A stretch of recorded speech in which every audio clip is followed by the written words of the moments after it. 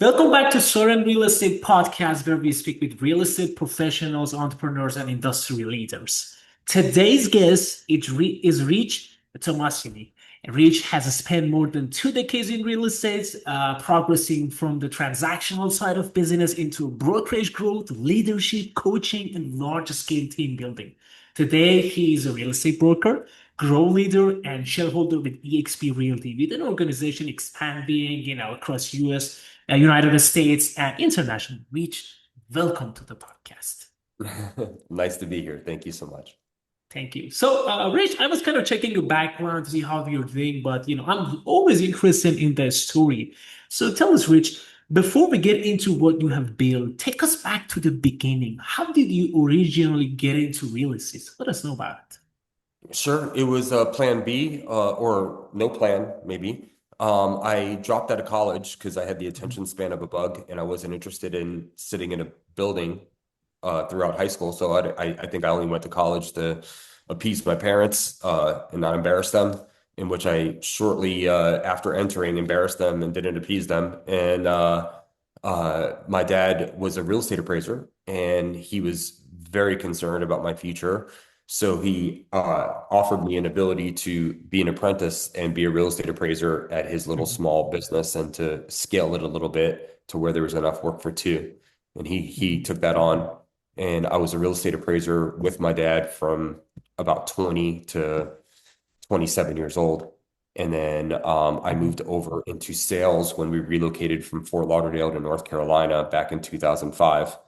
Mhm. And I wanted to make more money and I wanted to have my performance correlated to my income. And I was hitting some ceilings on how many appraisals I can do. I was leveraged. So I wanted to be in a business where I could be leveraging versus being the one leveraged. And I Mhm. started a real estate team at Remax. And then I sold about $1 billion of real estate. And then I moved over to Wow. EXP in 2017. Yeah, that's how I got this hair color, which is just lots of transactions, lots of stuff. And That's then some in stress. yeah, definitely some stress. I mean, you have to pay the stupid tax a lot when you're learning. And Yeah. I paid my fair share and maybe some of your share too. And then in 2017, I saw EXP as a platform where I could scale and compound without having to write a big check or without being a visionary or, a startup. So I plugged into the model and I started to build my virtual brokerage. And now we have just under 3,200 agents in 16 countries. We're doing about just maybe a little bit more than 29,000 transactions every 12 months. That's great. That's great, Yeah. actually. That's really, really good. That's fantastic. So you talk about all of it. Obviously, you told Yeah. me what attracted you into business, but were you successful immediately, or did you have to struggle for a while? Obviously, you told us how you got that white hair, but I want to know how was the beginning? Because usually that's the part that a lot of people and a lot of agents kind of give up. So, how was Yeah, it? sure. I mean, it's basically it's 99% struggle is what it looks like. Mhm. So I had no budget to market or advertise or farm or wait for farming to work. So keep in mind, like, so I'm almost 50 years old and this is back in 2005. So the internet is pretty primitive in Mhm. the at least in the public at that point, Yeah. if you're not a computer guy. So I mean, I just pulled out the white pages and I started to call, at one letter and I just called and called Wow. and called and I made introductions and I asked them if they were considering on selling their house because I used to be a property appraiser and I can give them a pretty accurate idea of what their home might be worth right now. And I just went through the list and I had, whatever 85, 90% of the people tell me that they're not interested or that they're offended that I called them or any other variable Mhm. Mhm. response that was negative. But it wasn't really so much about really how many times I won or lost, even though financially I was keeping score. It was more about how many reps I can do and how I could sound better. And Wow. the only way to sound better was to sound terrible and learn and sound terrible and learn and hone that skill. And I got to the point after maybe only a month or so where I could get through about 30 seconds of the conversation pretty comfortably and confidently. And then at that point, it was back to being scared again. But if I could Wow. get 1 minute on the phone, then I was pretty good at getting the appointment and then not selling over the phone and meeting them directly. So I was really more concerned about the first 60 seconds and not the 60 to 120-second mark, because at that point it starts getting a little bit more conversational. And yeah, it's always a struggle. I mean, basically everything's been a struggle, right? Like finishing Yeah. school, struggle, being interested, struggle, knowing what I wanted to do, struggle, fell into appraising. Appraising was fun. It just wasn't lucrative. Yeah. So Wow. then I was like, okay, maybe I'm in the right industry for someone like me, who's making the most amount of money. And I was like, basically lawyers and real estate agents, at least from my Mhm. purview at that point. And I was like, I'm not going to be able to finish school and be a lawyer, and I don't want to wait that long. So I got my real estate license, which was a simple test. And I say simple, it's an easy test to pass compared to your Series 7 or your appraisal test. I mean, you study and you have to, and then you pass. And that's it, right? You take it 5 times if you have to, you just pass. And Exactly. anyway, once I had that license, I had the ability to earn income beyond my comprehension. So then the question was, how do I lead generate? Because being a lead generator is more important than being a good real estate agent from the first Exactly. 180 days, Yeah, right? exactly. That's right. So I learned how to lead generate. And then after I was generating leads, then I got training on how to not ruin them. And I just Mhm. kind of figured it out as we were going. But one thing that I always understood, and that's important to understand when you're starting, is that if you can lead generate, you can figure out the rest. But if you can't figure out lead generation, you never get started. 100%. Yeah. 100%, Rich. Yeah. And I gotta, first of all, I love your mindset, Rich. You're telling me, hey, you started this out without, I think one thing that really, pushed you for this huge success that you have had, Rich, is that undoubtedly is that you didn't quit. Persistent, Yeah. like, that's a secret formula. Anybody that is listening right now, you're gonna be successful in what you're doing. You gotta keep doing it. Failure is a part of process. It's not Yeah. something separate from it. You keep failing, failing, failing, failing, failing, failing, and boom, you do it. Yeah. That's exactly how you, and that's exactly what you're telling me, which I really love it. I love It's it's not just a part of the process, it's like the majority. It's it. the largest part Exactly. of the process. Yeah, yeah, yeah. I gotta make it a code. Yeah. Yeah. Well, so like here's the one thing is that everybody wants to be in sales and nobody wants to do sales. Yeah, Right? Like yeah. everybody wants abs, but nobody wants to eat whole foods and watch their calories, right? Like Mhm. it's very attractive to be in sales because you have some flexibility, you have the ability to earn without a ceiling. You have the ability to cultivate your own style and autonomy in doing it. You can do it in almost any profession, right? So it's very attractive, but actually talking to people you don't know is frightening. Mhm. And one of the things that I would just tell people that are looking at real estate is either you're a lead generator or you're a hobbyist, Yeah, right? yeah, And you want lead generators make fortunes and hobbyists hang in to do something they exactly. love. Yeah. Yeah. Yeah. 100%. You're 100% right. And I love that part. I love that part. So, next thing that I wanted to ask is about that turning point. At what point did you stop thinking like an individual real estate agent and started thinking like a business owner and leader? Because obviously you have done a lot of kind of business. So, what was that point? Tell Yeah. us.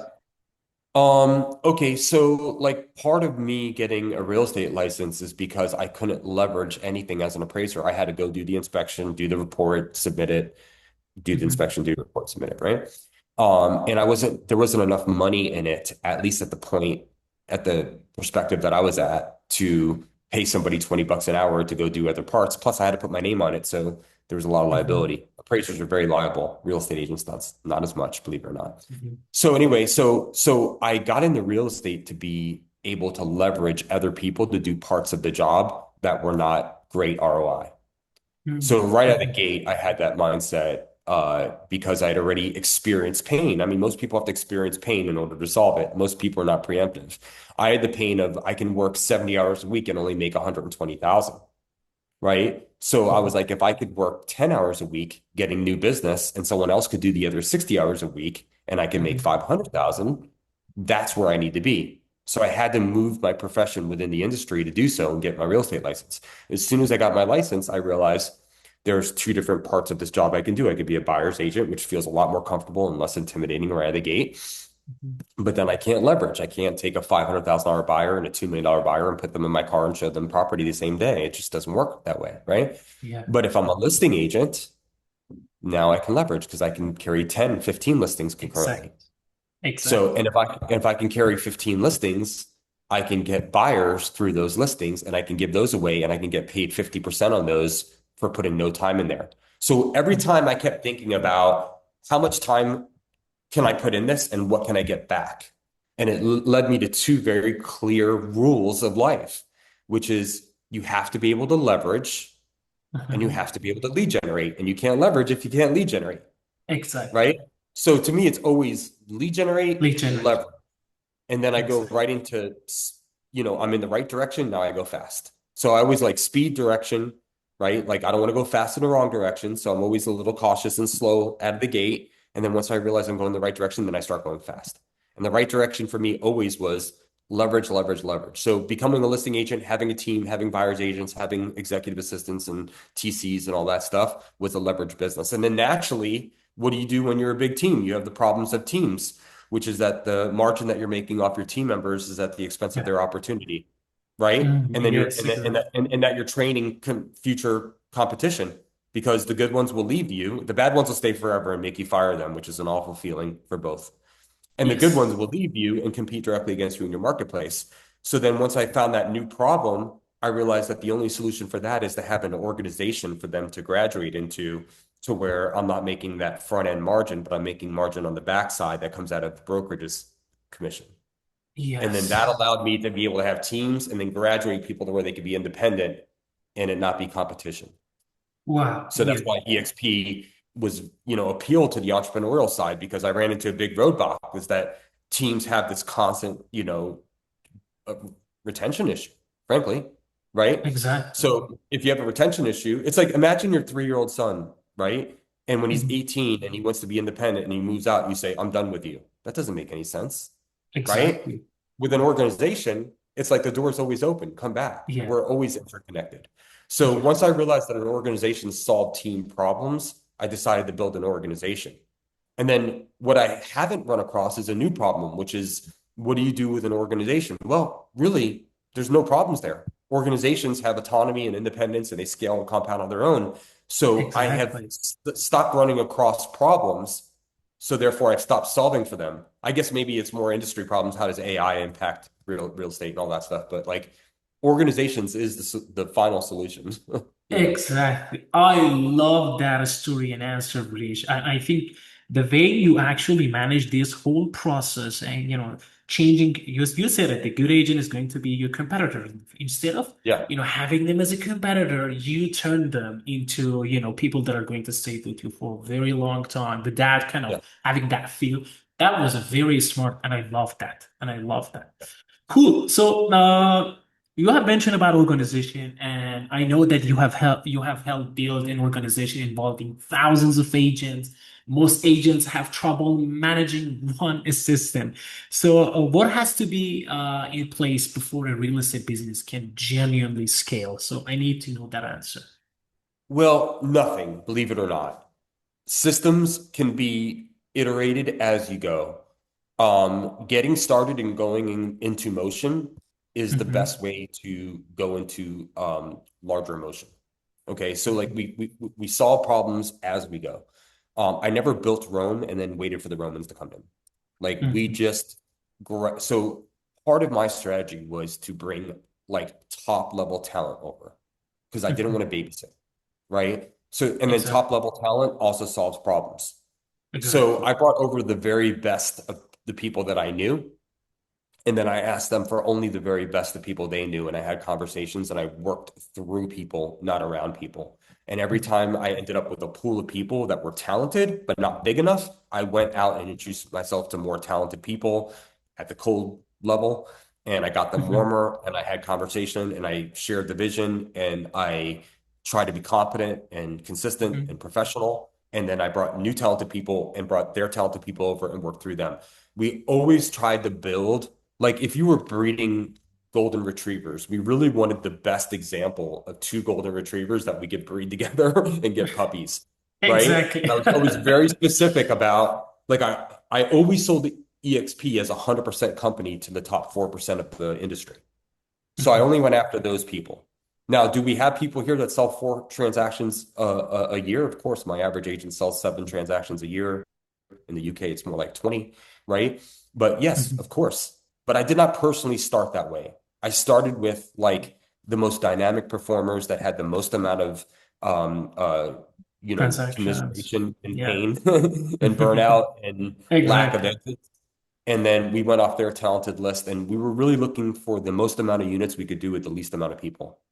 Mhm. And then Mhm. once you build that sort of core, then everything else builds faster and more independently. And then we started to add systems along the way. And I wasn't the creator of those systems because I don't have any skill set in that. But my team were saying, look, we have problems. We need to solve for these. We'd have big collaborative meetings. Somebody would raise their hand and say, this is easy for me. I'll do this. And we collaborated in that way. Wow, that's actually a fantastic answer. I love every single part of the thing that you just mentioned. And one thing that I really want to talk about is this lead generation. You mentioned it a lot. It comes first. Let's talk about the issue every agent claims on the set, and surprisingly, if you master lead generation. Yeah. What lead generation method you are actually producing the best results with? Are you guys, I don't know, agents are running ads? So what is it? What is the best method that is Running working? ads is just a way of saying I have no courage. There is no trapping. Okay, like hunters and gatherers, there's no gathering. Like you can be an agent, a tractor at some point once you have the success, but at first you're a recruiter. Mhm. And Mhm. you're lucky if you can graduate into being an attractor and an influencer, and people come to you because of what you built or your competency or wanting to have some proximity to you. But at first, you're a hunter. You have a pole and a sharp object on it, and you go out there and you try to stab a saber-toothed tiger. That's what you do. There's no other way. Um, Exactly. uh, any other way, I think, is very unlikely to happen. And then you don't build the skill set that you need when you're not hunting. So, like for me, it's always about lead generation. So there was 2 things. Like one, I need to meet 50, 60 top level people a week. I need a list of the highest and best performers in the business. I need to be able to have a conversation, just like a prospect for if you're a realtor looking for a client, right? And then Mhm. I need to make them as successful as possible, Mhm. right? So they feel good about the product and that they're inspired on their own, not through my persistence to share it. And you need a contact manager because you'll only stay in touch with your favorite people, and that's not enough. So once you start getting into that system, I mean, it can start off as like I'm building a mortgage branch right now. So it starts Mhm. off on a piece of paper, right? The yellow lines get moved into a contact manager with a drip. The white Mhm. unfilled check marks go into a long campaign, long term, no pressure, just education, dripping, letting them know what we're doing and what failures and successes that we're having. And then getting on the phone and having a conversation. So like, here's the thing is like, I still feel very like nervous to talk to somebody and pitch them cold, right? Like I'm 9 years into this company in another month, right? Like we make 7 figures of revenue share every year. I'm not super motivated like I was earlier. I still Mhm. get nervous about doing it, but then I Wow. try to think to myself in context, like how many people am I talking that closed more transactions than we did in the last 12 months? I try to talk myself down. I'm like, look, I mean, this is a conversation where they can probably benefit from as I can Mhm. learn from. So I shouldn't have like an imposter syndrome or be too intimidated. Like I should be a little nervous, but I'm prepared. And I've actually done something. So I should be having more conversations now, 9 years into this, than I did in the beginning. And what you noticed with people who build organizations is they have far less. As soon as they're safe financially, they stop. But Wow. like now it's Yes. easier. The conversation is much easier. Exactly. You have said that the conversations right now should be much easier, but Yeah. you said how you do it, but how much do you rely on some combination? So does you or your agents do digital marketing, social media, or I don't know, just going for referrals? What should a your agent do when they have a small database? Like obviously you And will help your make it agent, but larger.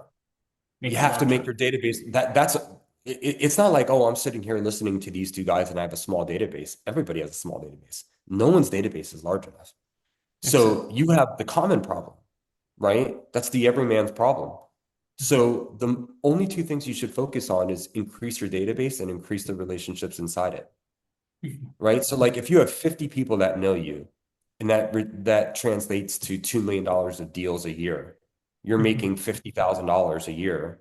That's that's not enough, right? It's either enough or not enough. If that's not enough, if you had 100 people and that turned into 75,000 a year, would that be enough? No. Well, what if you had 300 people and you made 100 grand a year? Yeah, that's Mhm. enough. Okay. So my sole focus is to have 300 people in my database that I'm dripping to and then try to get to know all 300 of those people the best and filter out who's a big player for me and who am I annoying. And Exactly. then you cut the body fat. I'm annoying these 74 people. They'll never give me business. Let me add them with better people that might like me or might advocate for me or might use Exactly. me. So that's all we're ever doing is building a database.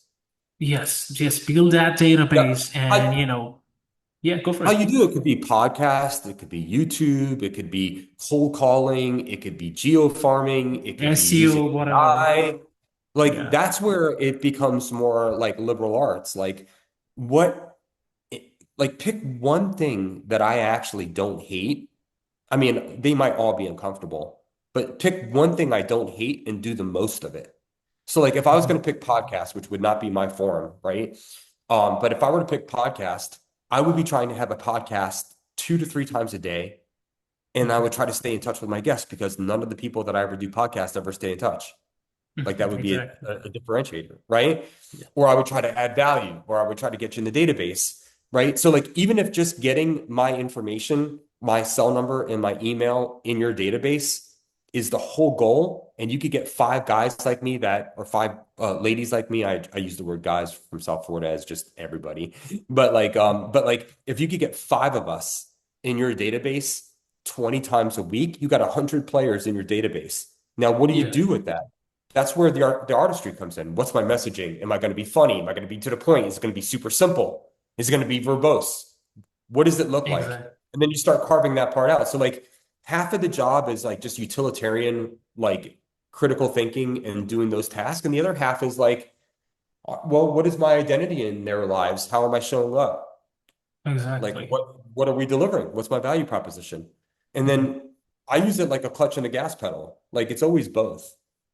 Mhm. You Yeah, know? exactly. You said it very clear, and I think I think you're 100% right about that. But do you believe that some agents are wasting money on some channel? If yes, there are agents wasting money that you think if you were these agents, you wouldn't do that.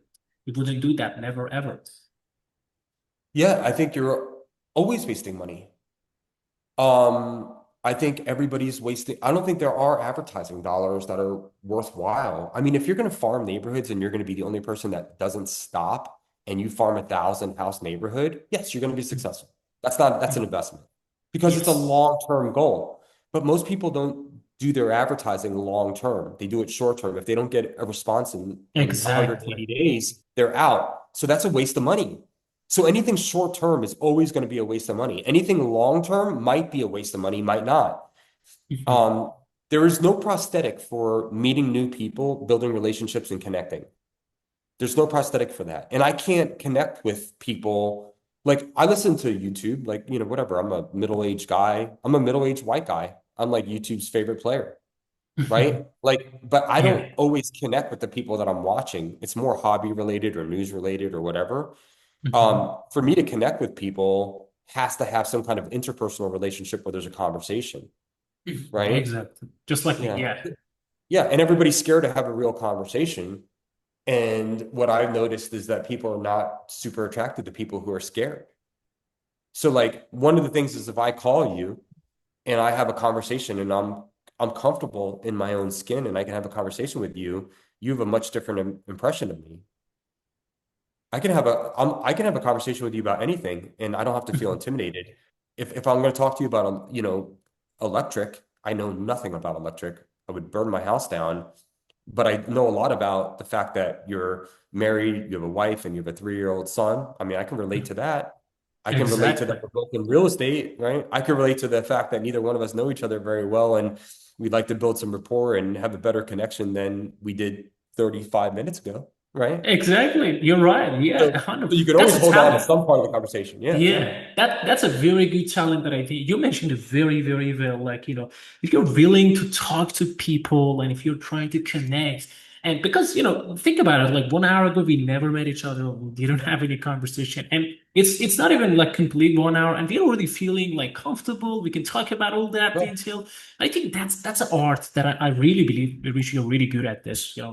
Definitely. And I think that's something that agent also needs to go for it because for being a successful real estate agent, you need to connect and you need to have conversation with people. So think about Cool. it. Like the first 5 minutes that you and I met each other prior to going live, it must have been more than 5 minutes. We Mhm. connected on soccer, on being dads, right? Mhm.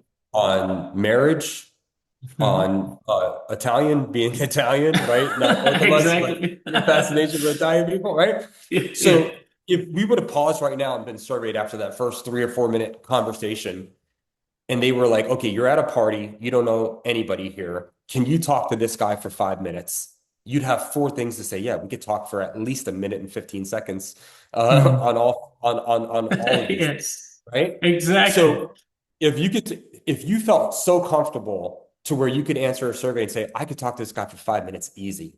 Now we're golden. What everybody's like is like, oh, well, can I talk to him for an hour? I don't know.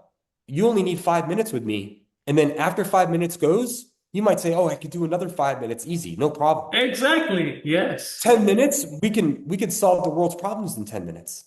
Exactly. You're 10 right. minutes, you would use me to be a real estate agent in 10 minutes, never talking about real estate. Yes. But most Yes. people can't do 10 minutes with a stranger. Yeah. And you can't connect online because you don't know what's AI, what's not, like, especially if you're my age. Yeah, Like, exactly. I can tell what's Look, AI because I'm pretty interconnected, but like, whoever's plumbing next door to me might not be able to discern what's AI, what's not, or how much of it is or how much of it isn't. Like, and my parents don't know. So like, who's got all the money in the world? It's not 30-year-olds. It's mhm. 50-year-olds and 50 70-year-olds years. and 90-year-olds, Yes. right? What Exactly. what world did they grow up in? They grew up in the world where you interact, Yeah, exactly. That was no right? AI. That's like That's you right. gotta wait like next for the next 50 years. You said it very well, Rich. Yeah. You gotta talk with people, and that's a basic thing. And you should be able to handle it, a very good conversation with a total stranger. And that's a key in growing a real estate business. I hope agents that are really listening to this right now, I hope they can kind of take this and use it in touch. I love Well, that, Rich. everybody wants to connect with the most amount of people, but if the most amount of people are 22-year-old kids living in their parents' basement, no offense. I mean, how can you not right now with this economy? But if you're a Mhm. 22-year-old kid living in someone's basement, how does that actually propel your income unless you're advertising? It doesn't. Yes. But if you go into a community that's 55 and older and you bring a food cart and you have Mhm. tacos for all the residents and you shake Yeah. hands and get to know everybody, you might sell a house. Yes, yes, very true, very true. Yeah, I love that. So That's 100% pure experience that we just listened, ladies and gentlemen. Yes, I love that. And there's one thing that I also wanted to ask about follow-up and conversation, and because you mentioned it, agents often blame the lead source when the actual yeah, problem, and they particularly when they want to follow up. What does an effective follow-up system look like? How many times should an agent follow up before moving on? Because I see a lot of agents, I talk with a lot of agents, and I know this is a problem that most of them have. So, what do you say about that, Rich? I mean, I think it's different. Like, if somebody followed up with me 4 times, that's pestering me. For somebody Mhm. else, it's half of what they need to actually engage. We're all Mhm. different. It's hard when you use blanket statements, I think. I think you have to have some emotional intelligence and you got to be like part of like the call. So like let's just say that you and I talk, right? For Mhm. Mhm. 45 seconds or 3 minutes on a phone call, live lead, right? Yeah, yeah. I get a sense in that call if you want to do something in 30 days or not. I might even Mhm. ask the question, hey, is this urgent? Or can we take our time with this? No, no, no. I got a job transfer. I got to get my kids in school by August. It's urgent. I can follow up with you 10 times because I know it's urgent. If you're like, oh no, I'm looking for like 2028, my wife and I are going to relocate there, then if I call you 7 times in the next 6 months is too much. So getting information to kind of like tailor your approach is important.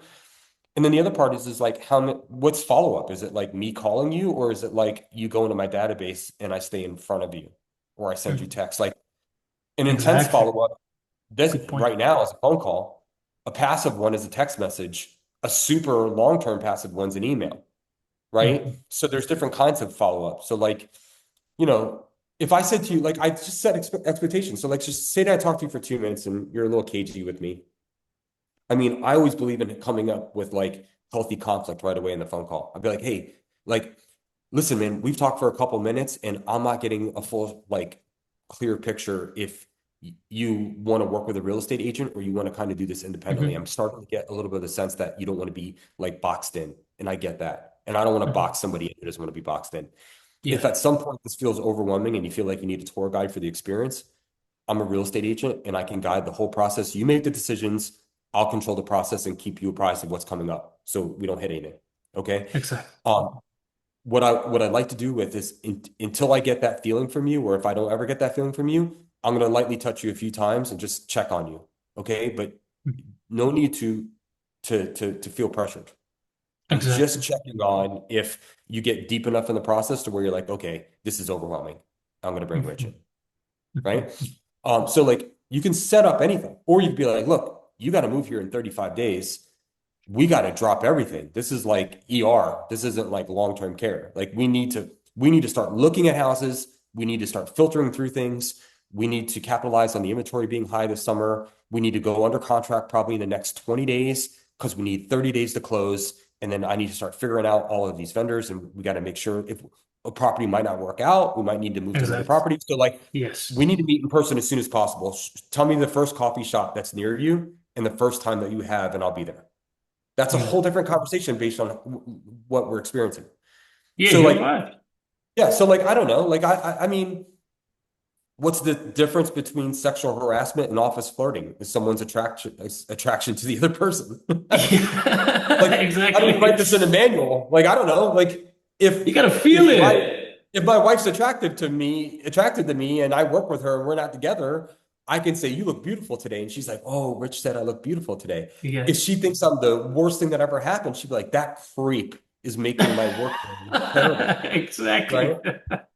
Yeah, So how do you're you right. don't answer, you figure it out. Yeah. Yes, you got to figure that out. And I think people, particularly agents, will understand that if it's kind of, you say, like, if you're bothering that person with that follow up, or you're actually trying Yeah. to be in front of them, but you're 100% right, because I've got answers like, hey, you got to be constantly in front of them, send them and no, it's not like that. You have Oh, to be smart. Like, sometimes you got to yeah. stop bothering them. Sometimes maybe you should wait until the end of the month until you send the follow up. Yeah. Sometimes you got to do it daily. So that's something that you Yeah. have to realize. You're 100% right. Or like one of the things is like right out of the gate. So like let's say that you're a hot lead that you come in through a Zillow lead and you're willing to pay some company that figured out lead generation 35% for the rest of your life because you didn't figure it out. Okay, let's just say that that's you. Okay. Mhm. So like, or that's me. So I get a live transfer and I say, hey, listen, unlike every other person that you're going to get paired with on a call like this, I just want to be very clear what I do because I'm not a salesperson.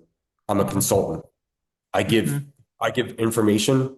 I protect my clients and I make sure that we win on transactions. I don't just open houses and hope for a sale. I don't have commission breath. I'm not going to pester you 100 times. Mhm. Are you looking Yes. for someone like me, or should I send you back to the pool to where they're transfer you with a salesperson? Right out the gate, they never say transfer me back in. Never. That's Yeah. exactly what they're fear. They're in fear of talking to a salesperson. As soon as you make a distinction, then at that point right there, you're able to gauge their seriousness by how you responded to them. So like setting expectations, moving to an action statement, overcoming obstacles, working around conditions and not overcoming conditions, just basic principle Mhm. foundations of sales allows you to not be a salesperson. Just understanding what a salesperson is and what somebody who understands the sales process is.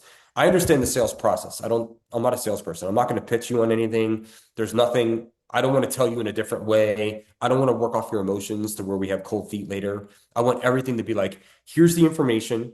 What do you think is the best decision?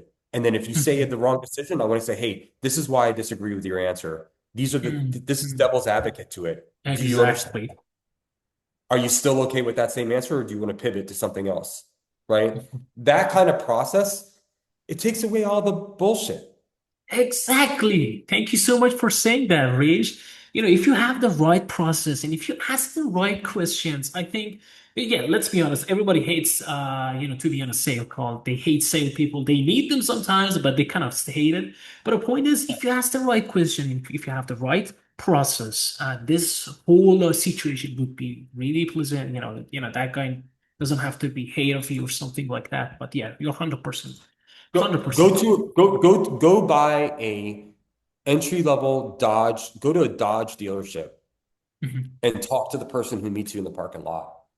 And then go walk into a Porsche dealership and you got to find a salesperson and they don't show you the car right away and they never try to sell you the car. Like, look at the difference. Go Exactly. out there in the real world and analyze the Try difference it. of how people approach the process. Yeah. Yes. Yes. Very good answer. Yeah, I love look at that. Rolex. You can't Rolex. go into a Rolex store and buy a Rolex in one Yeah. day. Exactly. Exactly. That's kind of the big difference that is. Yeah, you're Yeah. right. So I had another question about recruiting and about recruiting agents and all of that. When you're building an organization, recruiting people is only the first step.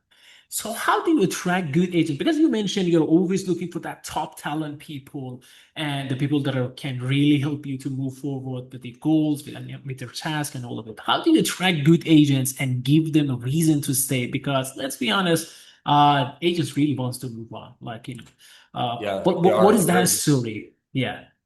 well, I mean, one thing is it's two different questions in there. So I'll approach both very quickly.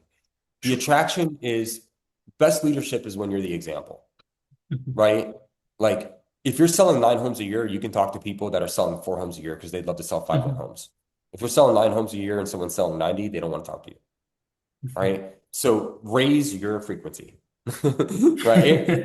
Okay. Yeah, And I love then that. number two, like enrolling them is like, I always thought it would be very hard to bring people to EXP and um, if they don't icon, it's very hard to keep them. And Mhm. statistically, that's also true. It's like industry standards, everybody suffers from the same problems. Now, when I realized corporate was tracking this and only 2% of icon agents leave, I have a 98% chance to win at math every year with that agent. Oh, yeah. So once I started realizing what's like, it's like dating. It's like 5% of the men are dating 95% of the women, and 5% of the women are dating 95% of the men. And everyone's like, dating sucks. Well, if you're not in that top 5%, it sucks, right? Yes, So exactly. get yourself in that top 5%. And if you can't, get yourself in the top 15%, because at that point, your experience is a lot better than if you're in the bottom 15%. So you got to Exactly. raise your frequency. And then like for this specific conversation in my organization, I want very successful high performers, people that are running on teams, that teams have all the brain damage and red tape everywhere on how to expand, scale, compound, retain, tools, resources, support, all of that stuff, right? I want married couples that share caps. I want agents that sell in multiple states because we have one national cap and it kills the franchise model. I want Mhm. icon agents because they get all their money back. I want influential people because they get paid rev share, right? It's like those are the people I want. If I bring those people over here and enroll them and they understand the value and the mechanics of the company, they typically don't leave. Exactly. You got to think about Yeah. 2% of icon agents leave. That's including death and retirement. Yes. So Yes. how many people are actually leaving and moving to another brokerage? Like not many. So anyway, so like you got to figure it out. Like it's just like a marriage. Like if I thought about like what's the quickest way that I can end my marriage? I can have a crap tone with my wife. I cannot Cheat. spend time with her. I can Yeah. cheat. I can doom scroll in front of her. I can not remember dates. I can not understand what makes her feel special. I can do all like it's very easy. I could walk my Exactly. way out of a relationship in like 60 days. Well, Exactly. what would cause you to leave an organization? no Mhm. interaction, no value added, not understanding where you're at, no connective tissue. Like, so if you want to build an organization to therefore lose them, unproductive agents looking for handholding. If you want to be an employee, you go to Coldwell Banker, right? If you want to Exactly. be an entrepreneur, you come to EXP. So like, I'm not looking for employees here. I'm looking for entrepreneurs here, right? Exactly. If I That's how it is. if I was looking for employees, entrepreneurs would leave. Yes, exactly. I That's why love Coldwell that. Banker doesn't get top performers. They only build top performers and they lose them. They don't get top performers. They don't attract top performers unless they write a check. But then you Yes, can't write a yes. check every 3 years, right? So it doesn't work. Yeah. Yeah, you're 100% right about that part as well. So you gotta protect actually these people, just like how you protect your marriage, because building Yeah. up is always hard and kind of, you leave that marriage, as you said, you leave that person or agents without all of Yeah. the things that they need. So ooh, they're going to leave. Love that. Yeah. It's Cool. peace through prosperity. Peace and prosperity. You said that, yes. And Yeah. frequency that you have mentioned. Yeah, if you're killing it, you're more likely to stay. So like if Yes. you come over here, you're like, Rich, my whole goal is the icon. And then I get you in fast cap, I get you enrolled, we start getting you all the leads, I get you in the right rooms, I start pairing you with people like, okay, other podcasters, and you start leveling up there. At the end of the year, you hit icon and we hit that goal. You're not leaving. Now, I also have to ask the next question, which is what's your goal for 2027? Oh, I want an icon and I want to make $2,000 a month in rev share. So we make $2,000 a month in rev share for you. Then next year, now you made $24,000 in rev share. You icon and got your 16 grand back. You leveled up your podcasting skills. Mhm. You collaborated. You get 3 or 4 years of hitting those goals, and you don't really need me anymore. Exactly. Yeah, you're right. But I'm here Yes. if you do. Yes. Yeah, But if you do, I'm here. So yeah, I love I'm here. that. I love that. Yeah. That's kind of the things that you gotta do. So I love that. So uh as a last question that I want to ask you is this advice for a struggling agent right now? And also I need you to mention the market as well. So imagine an agent listening to us right now who has been in this Yeah. business for 1 or 2 years. They are working, but the income is inconsistent and they are Yeah. beginning to question whether they can make it or not. What would you tell that person to do over the next 90 days? And do you have any advice about their market as Yeah. well? Any analysis and all? So let us Yeah. know. All right. So here's the marketplace, right? I have a lot of metrics that I can share with you guys because I'm pretty involved from a data standpoint. So the market's rough, right? We're half the homes that we sold in 2021. That's why Mhm. you can't find a mortgage broker anymore or any of that stuff. Like, they lost half of their business on refi and then they lost half of their business on volume. So they're Exactly. playing with 25% of Yeah. their pizza, right? Real estate agents were playing with 50% of our pizza, right? Mhm. So anyway, so market's tough. We're not in a buyer's market. We're not in a seller's market. We're in a bipolar market. We're in certain nuanced parts of the country. The seller still has a little bit of upper hand, but for the most part, we have about 7, 8 months of inventory, which is considered a stable market. In stable markets, you can do amazing things. So don't get intimidated by this, right? Now, what's happened at this point is all the people that were making $800,000 a year either went to 1.2 million because they cleaned up when all of the hobbyists got out of the business, or the business stopped coming to them easy and they had to go find another job because their lifestyle is Mhm. expensive, right? Yes. So you're Yes. getting thin out from the top and a major thin out on the middle to bottom. So you're competing with 200,000 less realtors than you did 2 years ago. All right. Mhm. Now, all you have to do is narrow your focus. Like, the only job responsibility that I have is to build relationships and turn customers or strangers into customers and customers into clients. Mhm. That's all I Mhm. have to do. I need to Exactly. expand my database. I need to have more conversations. I need more connective tissue to the public. I need to constantly be showing interesting properties. I need to find my niche, but I need to expand my database. And Mhm. if Exactly. anybody's struggling right now, you can just look in the mirror and ask yourself this one question. Am I spending 2 to 3 hours a day meeting more people? And you know the answer is no. There's Exactly. anybody that says yes to that is not struggling. And Exactly. I'm not big into saying, everybody or nobody or all the time or never. Like, I'm not big into like these spectrum statements. I might say some of that just because it's just built in bad patterns in my speech, but like this, I mean it to be black and white. If you're prospecting for 2 or 3 hours a day, you are not struggling. Even a Exactly. broken clock is right twice a day. If all I did was for 2 or 3 hours call 200 homeowners that have owned their house for more than 7 years and said, hey, listen, my name is Rich Tomasini, right? You're not even expired. You're not a FISBA. My name is Rich Tomasini. I see that you've had your home for a while. Are you curious what it's worth? I'm practicing my CMAs. I've just taken a bunch of classes on this. I'm really trying to hone in and understand evaluations on property. I need candidates. I can do it and yell it out into the forest, or I can actually give my homework to somebody and it can benefit them. Is that something you'd be open to? If I call people for 2 hours and ask them if they want a free CMA, I'm going to get at least 2 or 3 people that say yes. Then I have something to do that afternoon, and I have something to do the next morning where I go there in person to hand it over, and now I have somebody in my database. Exactly. That's Exactly. it. So it's always you. Here's the It's good news. always, If you kill it, it's also you and God. yeah, If exactly. terrible, it's also It's you. you. Yeah, Not exactly. So, ladies God. and God gentlemen, gave you Rich free will. said, Yeah, exactly, exactly. Rich said it very well. Look at the mirror and, yeah. ask that question that Rich just mentioned. So, you guys, all you need to do, gotta focus on that and spend that 2 to 3 hours, which I think is like the minimum. Yeah. But if you really do it, and I think I love this quote from Robert Kiyosaki. He says that the right question will always lead to right answers. So you gotta Yeah. ask the right question. And Reach, you Yeah. just said it. You gotta just, Yeah. just talk to But yourself in front of a mirror. Am I talking to like 2 to 3 hours every single day to people and to the leads that I want, to the people that can, yeah. end up in being a lead?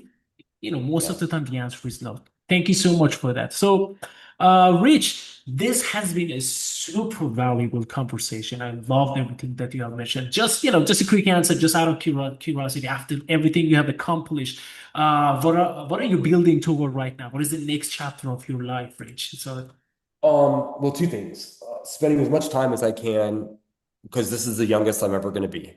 So spending as much time as I can with my family, my parents, my in-laws, and my friends. So that's my number one focus. And then I also do need to work because I have a lot of my happiness is satisfied through building things and being productive. I've tried to retire a couple times. It hasn't worked out really good for me.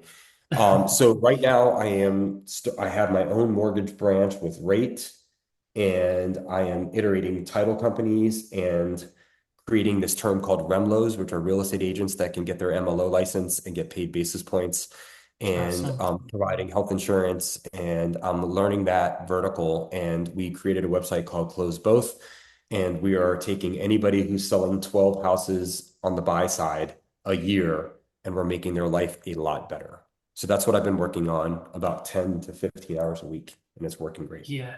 Awesome. That's great. That's great, Rich. So for anyone who wants to learn more about Rich, his coaching, his organization, or his work with eXp Realty, where they should actually connect with you. Um, I have a website, richtomasini.com, and you could just fill out the form on that. I love that, Rich. Thank you so much for being in Suren Real Estate Podcast, Rich. I think this was one My of pleasure. my most favorite episodes of all time. I'm being honest, 100% honest here, my friend. Thank you. Thank you Thank so you. much.